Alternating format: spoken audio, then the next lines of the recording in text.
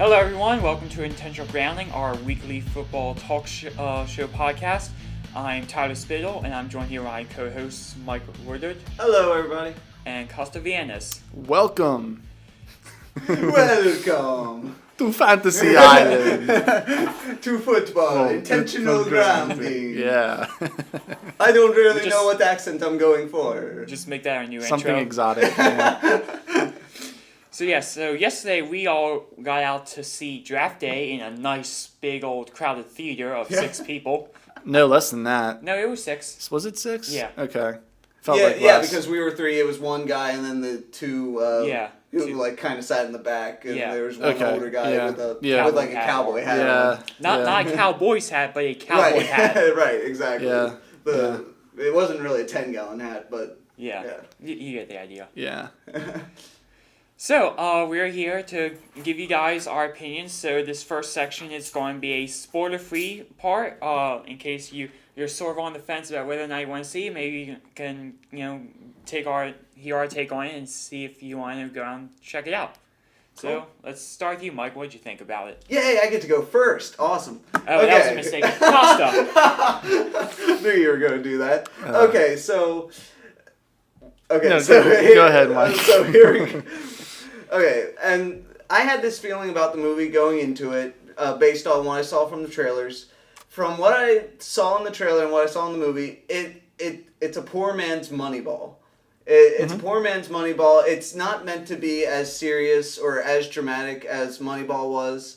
I'm not as big of a baseball fan as I am a football fan. I mean, you guys know that. I think baseball is the lesser sport, but they produced a better movie. And this is a better sport producing a lesser movie. Mm-hmm. That's my feeling about it. If you're a hardcore NFL fan, the only way you can actually enjoy it, or at least I felt, was that you just had no suspension of disbelief. I just basically had to laugh at everything because that was the only way I was getting through it. And not to say that it's all bad. The script has its moments. It has some really, enjoyable dialogue. Some of the scenes are funny. Some of what they do is funny. I just think it lacked that, like that Moneyball sense of following this GM and his pathology. When Brad Pitt, in Moneyball, he smashed tables, TVs, he was like, you got to learn about him, and, he never watched the games, and he could barely listen to the game, stuff like that. I didn't feel like we got enough of that.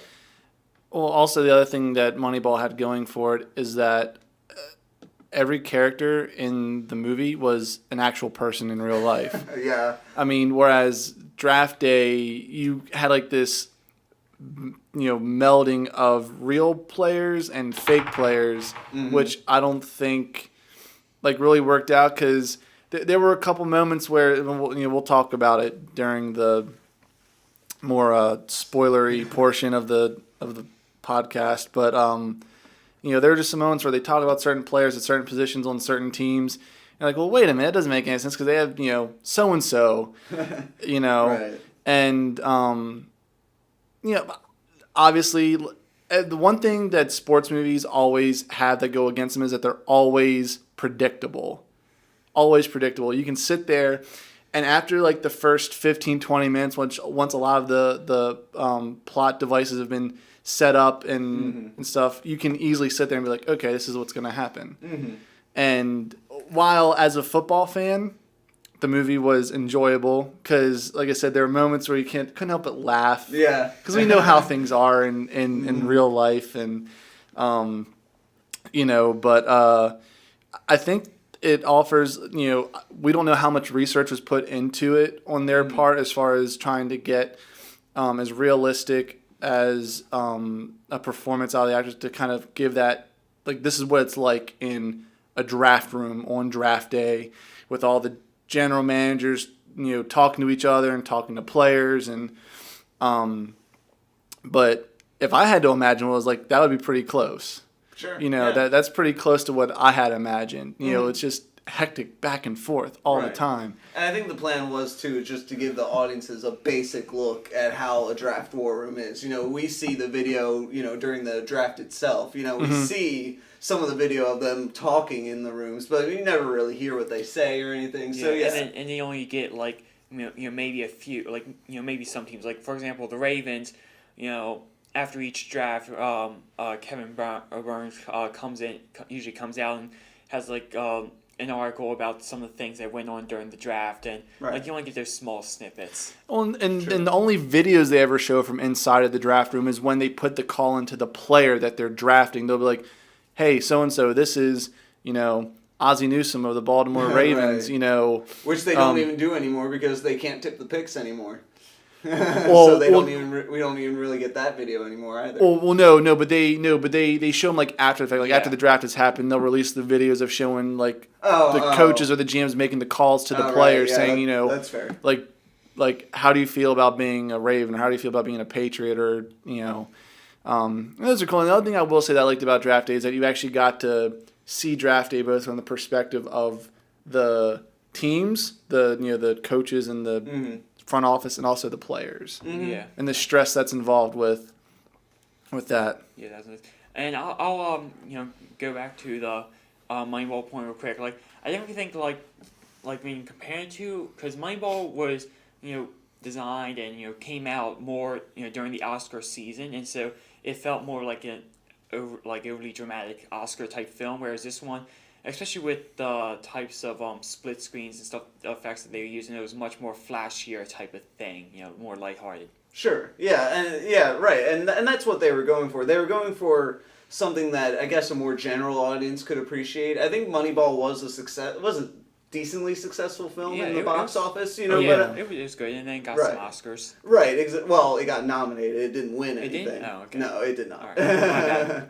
Trust me, I was mad about those Oscars. But I see your point. I guess my just thought is, I don't like baseball as much, but they made such a great movie. I would love to see what they did in Moneyball translate to the NFL. I would have loved Aaron Sorkin to have taken this script and written it instead. Well, I mean, that's just my... Well, imagine if they decided to do... Because you could argue that this past year's Seattle Seahawks were... Granted, they won a Super Bowl in the Oakland Athletics, the 2001 Oakland... They didn't win the World Series that year. But still, you had a team where you had a lot of players that are making, little money compared to what other players... were making. That's what they were talking about. The Seahawks, like all the guys that were under contract, had very small contracts. A lot of their key guys, especially guys like Russell Wilson and stuff like that. So I mean, I don't think you'll ever see a movie about the Seattle Seahawks Super Bowl team, but that's kind of like what you could do though. Like I mean, maybe someday you could see a movie for the NFL that's more in. I mean, granted, draft day is like you said, the poor man's Moneyball. It absolutely is. I think it's more interesting though if we actually get to see an NFL licensed film that actually shows a whole season unfolding. Right. Because this is all the build up. Like draft day has all this excitement and build up. But if your season sucks, then all that excitement was for nothing. Right. That's true. It's sort of like what Hard Knocks does. Yeah. Like they make it so they make that build up exciting, and then their actual seasons have usually been lackluster. Right. Yeah. The Bengals really weren't last year, but.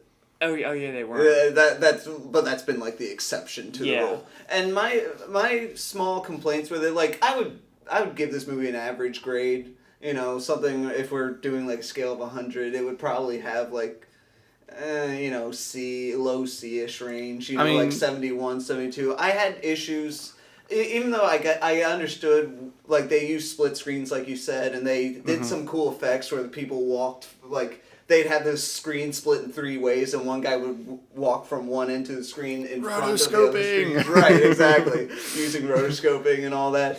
But I, why, they would, transition to Cleveland, and they have to put up a huge title that says Cleveland, and then put up another title that says home of the Browns. And they did this every single time they transitioned cities. And I didn't understand Which is if you are a football fan I would recommend it for football fan to go see this movie. I mean, because like I said, this is probably the first like Hollywood movie that's like been licensed by the NFL. Right. Mm-hmm. So it's something familiar, but it's also something different. Mm-hmm. So go check it out. But if you're just like your general like moviegoer, I probably wouldn't recommend it, because I think if you have kind of an understanding of the NFL and like some of the teams and whatnot, then I think it's a far more enjoyable movie. Sure. Yeah. But if you're a sports fan or a sports film fan in general, I mean,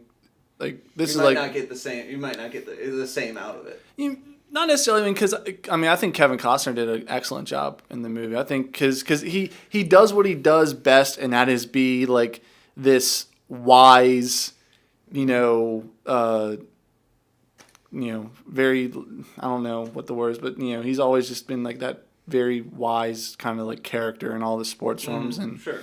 and he plays the roles very well. I mean, so he was definitely one of the stronger points, but yeah. Yeah. So that's our take on that. And if you want, you can pause this or stop it and go out and check out the movie. We're going to come back and give you our spoiler films filled section where we're actually going into more details. You've got about like 10 seconds to run away, pause and run away, because we're gonna start getting to the spoilers. Spoiler. Yeah. We have 10, to have like an 9, alert. 8, 7, 6, 5, 4, 3, 2, 1. All right. They all Spoilers. died. Yeah, they all. The Browns still suck. The Browns still suck. We did make the joke that like it was funny like when it ended. I kind of wish for like some sort of ending credit that said Cleveland Browns went 0-16 that season. Sonny Weaver Jr. was fired halfway through the year. Do you fire a GM halfway through a year? No, the owner can. I mean it is but does possible. it happen? It's probably very rare, and I'm just gonna start off the spoiler segment as well, real fast, just so I can just get a few points out in there. It's hard to just say how good the movie is, because again, you did have like the players and what year this was supposed to take place in 2014, right? Yeah. Right. But then why do they keep bringing up all these players that are fictional? Like, why couldn't you, we had scenes where they were talking about, like, the Broncos have whatever, they named some random name. And like that was a quarterback. That was the quarterback for the team. And he was Why an couldn't you all-pro. just say, right, and he was an all-pro. Why couldn't you just say it was Peyton Manning? And especially because the fictional quarterback for Cleveland, Brian Drew. Sorry, my bad. His locker was right next to T.J. Ward's, who A, is no longer a Brown. But he was also a Bronco. Right, he was during the making of it. But B, is a real character. And then you have Arian Foster playing a running back who's hoping to get drafted. Why? Why isn't Arian Foster being Arian Foster? They had Ray Lewis in there as his own cameo. They had Rich Eisen, other sports people as their own, personalities. They didn't say, oh, this is, I don't know, come up with a fictional sportscaster's name. Yeah. And then name them that, Well, you know what? That kind of reminds me of similar to I'm sorry, I'm getting it's the computer. Oh, okay. Sorry about that. Anyway, fictional players. Yeah, The fictional mix players. Of fictional and real players. Yeah. Keep your head in the game, man. Yeah, sorry, I was really distracting. I got these headphones on. I'm hearing all this extra noise. It's kind of reminds me of kind of like in was it the Longest Yard? Because they had like in The Longest Yard, the Adam Sandler remake. Right. They had Chris Berman. They had in Michael there. Irvin. Michael Irvin. Well, right. Well, they also had like Peter King from Sports Illustrated in it as well. So it's kind of like that thing where you're, I guess, melding fictional with reality and. But that's okay though, because they were working with like. Yeah, but I think. See, I don't understand the reasoning behind it. Yeah. But but I think it has a lot to do with the fact that at the same time, I don't know why they couldn't have just done all the current NFL players be real NFL players, and then the rookies that are coming in can all be fictional. Right. That would have made a little more sense. Right. But I think it all, like we were saying, I think a lot of it has to do with when the movie was being made. And you had like a lot of crossover between the 2012 and 13 season, the 13-14 season. So that, I don't know if that might have played it. Because then they would have been like, okay, well, now we have to put this guy on this team, this guy on that team. And, Like, I definitely feel like it would have really benefited from, taking place in, like, 2018 or something. Just a few more years down the line, so that way it'd be more believable that, like, some of these teams have such a turnover. Because, our first big laugh came from, the movie starts up and they show the Seattle Seahawks as having the first overall pick.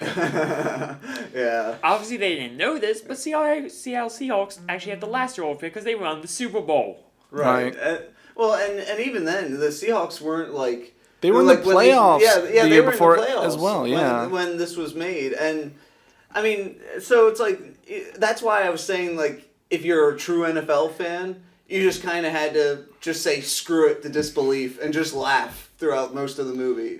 That was really the only way I enjoyed it, because otherwise the movie's filled with these subplots that are just like part with the coach and how apparently in Dallas they win a lot. Right, yeah, exactly. His winning pedigree came from Dallas. Well, and this is supposed to be 2014. Yeah, and like, maybe that would have been true in 1995, 99. Yeah, or 95. They say I think it was like he was with the Browns like 2 or 3 years, and then like it was like 5 years before like the movie set up is, I think the timeline was when he won the Super Bowl with Dallas. As far as the story's timeline, so that was like 2009. Right, so it was still illogical. Yeah, I mean, because they even talked about, like, they were talking about, like, the 1989 Super Bowl, and which brings me to a point. I actually did not care very much for Jennifer Garner's character. Right, because her character was one note played over and over and over again. She's like, I don't know how to be a mother, blah, blah, blah. I'm a Cleveland girl. All I know is football. And she had to keep on reminding us that she knows football by talking about, random football history and facts and stuff. Like, okay, we got it. Right. Exactly.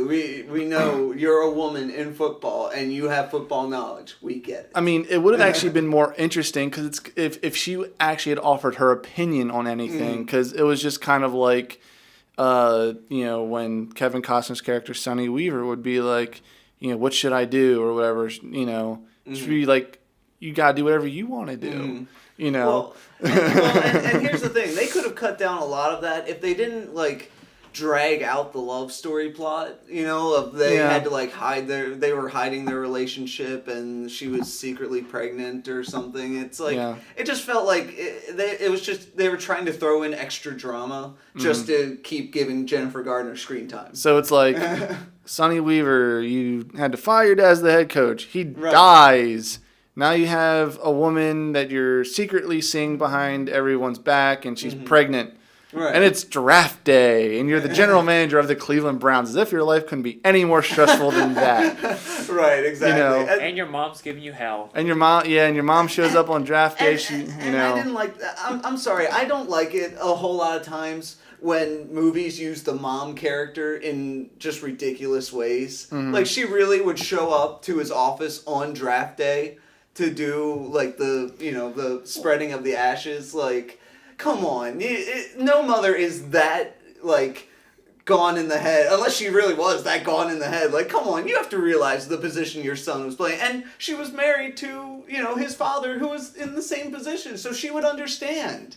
Yeah. That I thought was just like, okay, they're just trying to cram some drama in here. And, it's like, we didn't need all that. If they had stuck to just the draft day stuff, it would have been a better But you know what, movie. though? I think at the same time, it offers, because you got to imagine, though, when draft day rolls around, all of your, the people in the front office for all 32 teams, like, they're all, got tunnel vision. It's all about the draft and everything. But, personal lives are going to get in the way. At least for some of these people, stuff happens, And even though it might have been an overly dramatic added element into that they kind of shoehorned into the movie to make things even more stressful, but as is the case with all other sports movies, they seemingly overcome everything, and he pulls his stuff together, and. Well, here's the problem with that scene is that, he doesn't want to spread the ashes or whatever over the field like she wants, but then he and Jennifer Garner decide right on the spot, why don't we just go outside? Outside, yeah. And then they just sit outside just to talk. And then they just watch the procession that happens anyway. And first of all, if you're the general manager, how the hell are all of your employees walking out through the field and you're not I mean, I understand it was the point of the moment, but still, and it's that was so useless. Why would you deny that and then say, okay, I'll go outside for a walk? That's even more useless. I mean, and the one other moment that I did not like was, so just to kind of give a quick summary for people who've seen the movie. So, at the beginning, Weaver trades 3 first-round picks to earn the right to have the first overall pick, where everyone thinks that they're going to take quarterback Bo Callahan. Right. And he spends the whole movie trying to decide, hey, do I want Bo Callahan or do I not want Bo Callahan? He doesn't draft Bo Callahan, and everyone wants his head because he didn't take the quarterback. He takes Vontae Mack, yes, thank you. I was going to say Vontae Davis. I was that close. But yeah, so then he trades 3 second-round picks, gets the number 6 pick to get ahead of the Seahawks. Mm-hmm. He somehow gets the Seahawks to swap up to the 6 so that they can get Bo Callahan, and he gets his 3 first-round picks back. Right.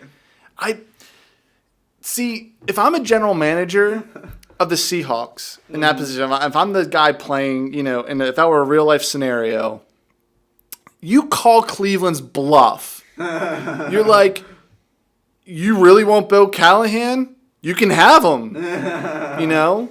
That's what I would have done because they don't need him. That's why they traded him the number 1 pick in the first place. Exactly. When Seattle, when the general manager of Seattle did that, he had it in mind, okay, we don't care about Bo Callahan that enough. We have someone in mind at 7 that we're willing to get. And then somehow he has a change of heart, especially after Callahan drops. Right. I mean, go ahead, Mike. Well, I mean, here's the thing too. It wouldn't just be just the Seahawks at that point anyway. If Callahan really was rated that high and was falling that far, somebody else would have jumped up. And had initiated trade talks before the Browns got to theirs. But the fact that the Seahawks of all teams that kind of started all this mess to begin with, how stupid do you have to be? Because, everything has ended way too perfectly for the Browns. You get the linebacker that they always wanted. Mm-hmm. They got the running back they wanted.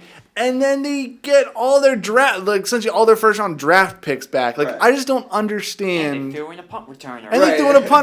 They get their special teams guy. We need a return man. But I will say this. Parents, cover your children's ears for this one because Kevin Costner delivered probably one of the best lines in any movie I have ever heard in recent years. When he landed that deal on that table for the Seahawks, I loved it. Are you gonna take the deal or not, you pancake eating motherfucker? I loved that line. Right. That was funny. By the way, this movie originally got rated R, and they appealed it down to PG-13. No cuts. No cuts, because every PG-13 movie gets 1 F-bomb. Just like this show does. I just used our 1 F-bomb for this part. We do not have to be R-rated yet. No, not yet. Let's hope none of us start taking off clothes. Anyway. What? It's an audio podcast. Still. What would we recommend to people if they are planning to go out to watch it? Well, I mean, Tyler, you go. Yeah, I pretty much have in the same way what you guys said earlier. That if you're a football fan, this is definitely a good watch. Good. Don't think too much about all the nonsensical parts and just like laugh and enjoy the fantasy of the war room, and then also for those who like watch NFL Network a lot, and you get to see people like Rich Eisen. Rich Eisen's cameo was great. Yeah, and even Goodell gets his scenes. He gets it. Roger Goodell is going to have an IMDb credit. Everybody realize the reality of that. Yeah. So yeah, I as an NFL if you're an NFL fan, I give it a B-. Wow, that's pretty high. Okay. It's kind of like The Dark Knight Rises. If you don't think about it, it makes a great movie. It's a well, not a great movie. I should say an entertaining movie. Gotcha. Basically, like I said, throw out your suspension of disbelief and just laugh. Because it's one of those situations you just gotta laugh at it. Because otherwise you're just gonna cringe the whole movie.